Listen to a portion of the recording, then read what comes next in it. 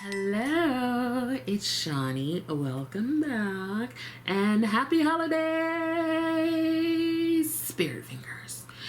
So, here is the third round of most used palettes this year. Blame Jan because she said I should do it, so here I am. Can I tell you something before we get started? I spent like all of yesterday doing my hair, but during that I was watching the Kelly Clarkson show. This is like 9-10 hours of content that I'm consuming, and towards the end I came to the conclusion that me and Kelly Clarkson would be best friends if we ever met in real life. Let me tell you why. Our personalities are very similar. I think we could play off of each other very well. We both love to laugh. We both are a bit dramatic. Like, she calls herself dramatic, I call myself dramatic. I just think that if she and I ever met, it's destined to be true that we'll be besties. And I needed to confirm this with someone else who knows me really well. So I text messaged my niece, who just turned 25 today. She's getting so old. She's the person that like knows me the best in the world, like honestly. And she was like, no joke, you're so right. Listen, it has been confirmed by the person who knows me the most in the world that me and Kelly Clarkson are meant to be friends, okay? And not only just friends, like besties. So if anybody knows her, knows Kelly, or has any sort of like in with the industry, I'm not trying to be a singer or anything. I'm just literally trying to hang out with her. Does that sound weird? You know when you see someone you're like, why are we not friends? That's how I feel about Kelly Clarkson. And I just like love her voice. Have you heard her sing? Okay, I'm gonna get off of that boat. Now, let me just go through, it's only a couple of palettes. I'll tell you what I think about them. And obviously I did like them because I used them quite a bit this year. The first one is this little mini palette. It's so tiny and cute. It is the Lorac Mini Pro palette in Frosted Sequoia. Now I have a couple of these mini Lorac palettes and I really like them. Like, they're just kind of straightforward, 6 shades. This one has 3 mattes and 3 shimmers. I don't know if you can see, there's a bit of a dip in the shimmers here because those are the 2 that I use the most. This is a nice little palette for like an everyday look. If you're the kind of person that just wants something simple, to the point, and a good formula, these little Lorac minis are great. I really like this one. I feel like it reminds me of the Natasha Denona like mini nude palette. There's also one that reminds me of like the mini glam.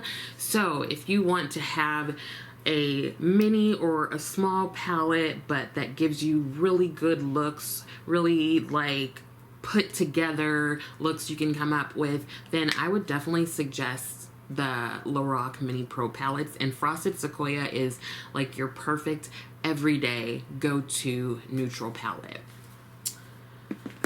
On the other end of the color spectrum is Cosmic Wanderer from Terra Moons. Now, this is a palette that is newer to me, but ever since getting it, I have used it quite a bit. And I first started out with singles from Terra Moons, and then I saw that they were coming out with this palette, and I was like, oh, it looks so gorgeous, I gotta get it.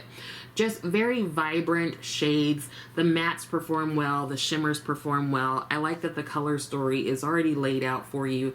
The other thing that I like is that the eyeshadow pans are magnetic, so you can take these pans out and replace the shades with something else that you would prefer in there. So let's say like you don't want this pink here, maybe you want another blue, green, purple, I don't know, whatever, name another color. Then as long as you have that in a single, you can go ahead and pop this out and replace it. Now these pans are 26 millimeters, which is sort of the standard size of the circular eyeshadow pan. So if you have another palette that has these circular shadows, or if you just have a bunch of singles, typically they're around 26 millimeters and will fit into this palette here. So this is one that I've gotten really good use out of, and I'm kind of hoping that they come out with more palettes. I would love to pick some of them up. So far, I enjoy their singles and I've enjoyed their palettes. So they are a very, very solid indie brand.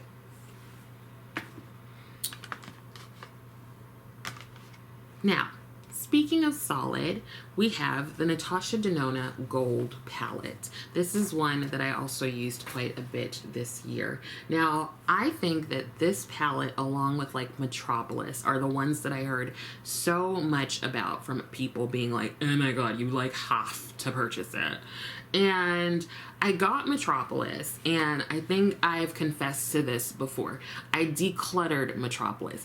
Y'all, I can't stand that palette. I don't like that palette. I don't like it. I know so many people love the Metropolis palette. I know right now you're considering breaking up with me, but you don't want to do it. You know why? Because everybody always comes back. That was a little personal. I just did not like Metropolis. Like, I tried to like it. I went through and I used every single shade in that palette, and you know it's a lot of them, and you know they all look the same. I just had to get rid of it. I did actually hit pan on a couple, so I feel like pretty good about that I used it enough to really, really solidify the fact that I don't like it. So I decluttered that palette. The gold one is one that I also heard, like, you know, has a cult following. And I was like, but I don't get why this is here, and I don't get why this is here. They're not gold. So I got this on a sale after one of my like interns was like, oh my god, I love that palette. I promise you, I do teach people clinical things. I also talk about makeup, okay? And so one of them was like, I love the gold palette, you have to get it. And I got it, and I was like, oh, it's nice. It's cute. You see how my voice went up there? Like, it's just like, oh, okay. It's all right, but it's not as great as I thought it was going to be. But I do really like this shimmer here and this shimmer here. And I've come to be okay with these two random bluish, greenish shades.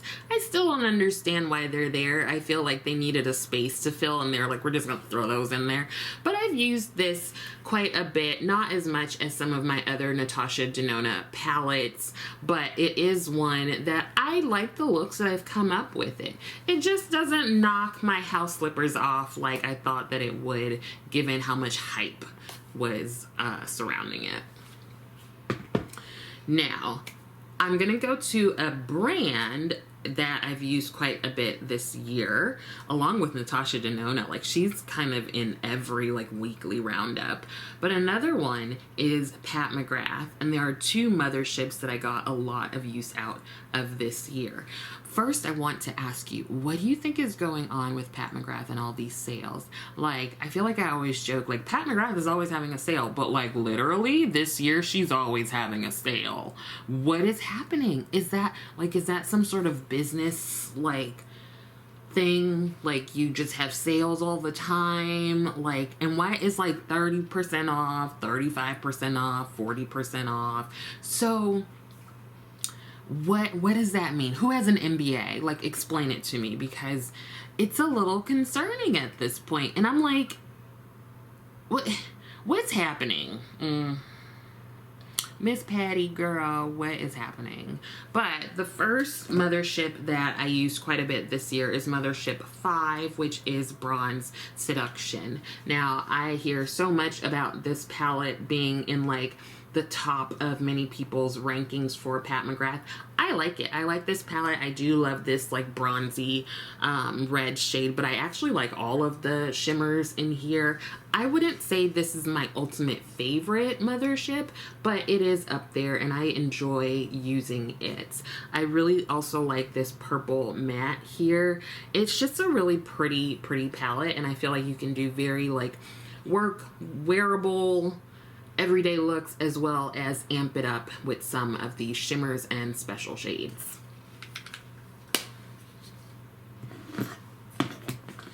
The other one that got quite a bit of use this year is Mothership 9 Utopian Dream. Here that is. Now, I know a lot of people were like, oh my god, here's another like pink palette from Pat McGrath. And I was on that bandwagon too. I was like driving the wagon. I was just like, whoosh, like, run, horse. I wonder about myself sometimes. But I think if you have Divine Rose 1 and you have Divine Rose 2, you don't necessarily need Utopian Dream. I feel like there's enough difference between Divine Rose 1 and Divine Rose 2 that you can like talk your way into why you have both. If you can't, just ask me and I will help you. But I feel like Divine Rose 1 has like a lot of your cooler tones. I feel like it's a work palette. Like I could wear that palette to work all the time, especially because I like pinks.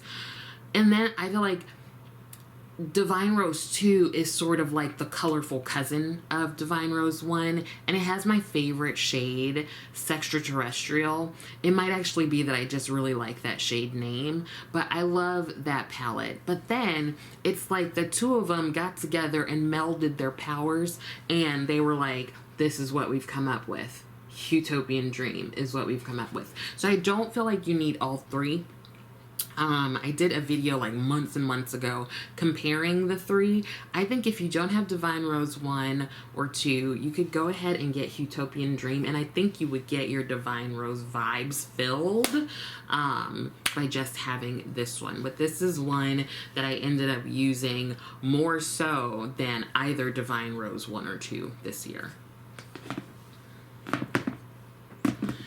Now, the last few palettes are from the same brand, so I got a lot of use out of this brand this year, and that is Viseart. So, the three palettes, the first one is the Neutral Mattes palette, and I do have it in the older packaging, which is like this square hard plastic. The newer packaging has more rounded edges, and you can more easily take the magnetic pans out. You can take the pans out in this one if you want to like just have a bunch of singles, but you're definitely going to need some tools and a prayer. So I would say if you are planning to buy Viseart, go for the newer packaging because that's easier to move shades around if you want to. Now this is just a plain old neutral matte palette, all matte, and this is what I use if I am just really thinking I need a matte shadow.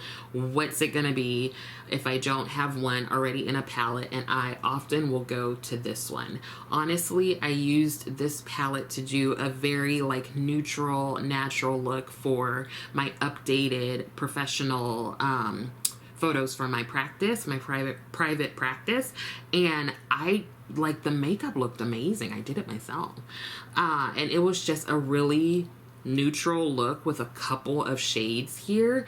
I mean, the pictures are gorgeous. Like the woman the photographer did an excellent job. Now, of course, I'm hypercritical and I like hate the way I look in them, but it is not because of her. 'Cause like, arguably the pictures are gorgeous. It's just me picking myself apart like so many of us have been taught to do, because not gonna go into it, but read my dissertation if you're really interested. So that is the neutral mattes. Another one that is all matte is the dark matte palette. So same thing as the neutral matte palette. If I really just wanted some darker mattes to go with some of the bolder colors or shimmers that I have, then I would typically pick this up and just match one of the shades to whatever shimmer I was using. Viseart mattes are great. You've probably heard that before. I really enjoy that they are no muss, no fuss palettes. It's just like, you want some neutral mattes? Here go some neutral mattes. You want some dark ones? There go some dark ones. You know what I mean? Very straightforward, very easy to use. I would say if you are planning to purchase from Viseart, maybe get the petite versions of these, because you're not gonna go through all of this shadow. You know what I mean? I would say get the petite versions, and those will probably last you quite a while. You don't necessarily...